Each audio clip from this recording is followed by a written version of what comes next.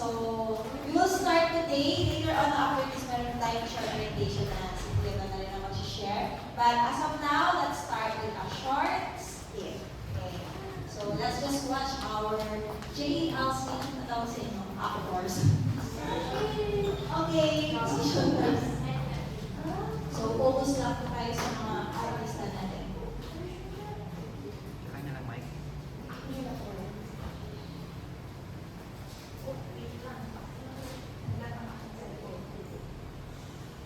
Okay.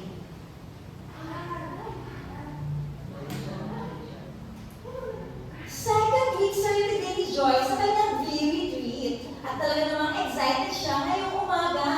I'm so excited and I just can't hide it.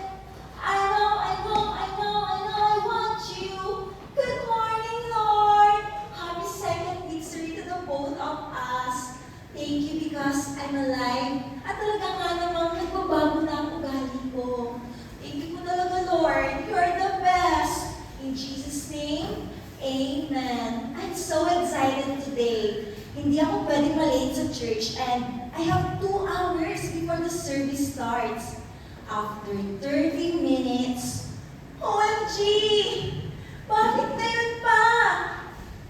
Bakit ngayon ka pa dumating sa buhay ko? Nais kong malaman, bakit ngayon ka pa dumating? Lord, I feel like I cannot go to church. You know, Lord, red days, day 1, ouchie, ouchie. Balik naman, di ba, Lord? Next week na lang. Pero mamimiss ko ang service. Mamimiss ko ang lesson 1 ng grade class 2. No. Okay, hinga. Sabi ni Pastor Ton nung retreat, spiritual disciplines number 1, prayer. Lord, please heal the pain in my lower abdomen, in my hips, my lower back, and upper thighs. Lord, don't make me miss church. I claim my healing in the name of Jesus. Amen. Wow! Thank you, Lord! I am healed! Gusto talaga ako mag-church, Lord. After 1 hour, ding-dong! At binuksan ni Joy ang pintuan. Hi, Besh! Hi! Ba't ka nandito? Lo, nabiglaan ka naman. Alam mo naman mga hindi planadong gala ang natutuloy sa atin. Plus, 2 weeks na natin ito na hinihintay, no? Kung sabi hindi ka sumama. Plus, sigurado, mag-enjoy ka dun. Punta tayo sa place. Ang daming lights. Christmas lights. Marble lights. At higit pa sa lahat, air brother lights. Tara! Stop! Wait a minute. At tumakbo siya palayo sa kanyang beshi. Lord! Ano ba yan? Baka friendship over na kami pag hindi ako sumama sa kanya. Ano ba dapat kong gawin? Help me, Lord, na ikatundi sa kanya. At bumalik siya sa kanyang beshi. Besh!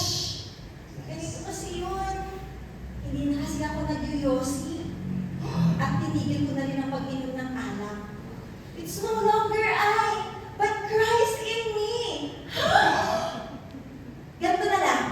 Samahan mo muna ako sa pupuntahan ko, tsaka pagkatapos, inom tayo ng Coca-Cola Lights. Habang kumakanta ng Coca Light, ano? Treat ko? Deal? Sige, Dean. O sige, pasok ka muna. Tapusin ko lang muna ang make-up ko. And after 1 hour and 15 minutes, ding-dong! Lord, don't tell me nagpipigil na naman ulit sa akin para pumunta ng church. Wait lang! At binuksan ni Joy ang pintuan. Hi, Joy. Morning. Hi, crush! Hi, boy! Ano ginagawa mo dito sa amin? Naghanap kasi ako ng kasama doon ng sine. 9 a.m. sa Robinson. Lunch date na lang din pagkatapos. Sine? Lunch date? Teka lang, ha? Teka lang. Lord, 9:30 a.m. now. Crush or church? Crush. Lunch date or grade class 2? Crush. Joy, no. Huwag kang bibitiw bigla. Huwag kang bibitiw bigla. Higpitan lang ang iyong kapit. Mag-aabay pa ulit-ulit. Mag-church tayo. At binalikan ni Joy si Crush. At bumaba si Joy sa first floor. Boy, I'm so sorry, but I cannot come with you. Joy, bakit? Lapit ng lapit, ako'y lalapit, layo ng layo, ako'y lumalayo, labo ng labo, ika'y malabo, malabo, tayo'y malabo, at nag-exit si Crush sa sobrang inis na obsession. Lord, thank you for making me firm with my decision. Besh, tara na sa church! Freeze! What a firm decision, Joy. Goodbye, Crush. Goodbye, old habits. At least, kasama si Besh sa JELC. Ano kaya ang next ganap?